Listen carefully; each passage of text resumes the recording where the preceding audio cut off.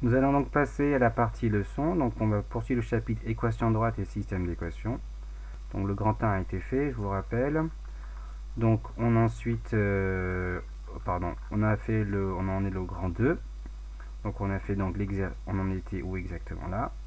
Donc ici, juste avant le grand 3. Donc on a fait exercice, méthode, donc détermine l'équation cartésienne. Donc j'aimerais rajouter une remarque. Donc remarque ici. Donc remarque, donc une équation D en fait a une équation cartésienne, donc ax plus by plus c égale à 0, et aussi une équation réduite de la forme y égale ax plus b.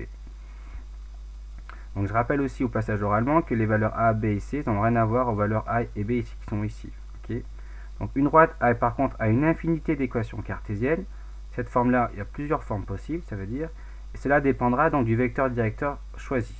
Okay. Parce que je vous rappelle que avec a et b, vous pouvez trouver les coordonnées d'un vecteur directeur. Donc, comme il y a une infinité de vecteurs directeurs, parce qu'un vecteur directeur, c'est la seule condition qu'on demande, c'est qu'il a la même inclinaison. Peu importe le sens, la longueur, donc tout ça, ça va déterminer une autre équation cartésienne suivant le vecteur directeur que vous choisissez. Mais par contre, une droite, elle a une seule équation réduite. Par contre, ça, il n'y a qu'une seule forme possible. D'accord? Alors, juste un petit exemple pour voir. Si vous avez une équation cartésienne, comment trouver une équation réduite? Alors là, de manière générale, vous avez une équation cartésienne. Ce qu'on va faire, c'est qu'on veut donc écrire sous la forme y égale ax plus b. Donc ici, on va isoler le y à gauche et tout mettre. Donc, on veut des termes plutôt à droite. Donc, pour isoler le terme by, je vais donc annuler un ax et je vais annuler plus c.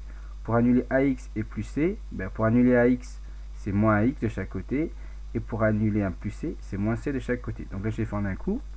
Donc, au final, by à gauche, et il y en a 0 moins ax moins c, ça fait moins ax moins c.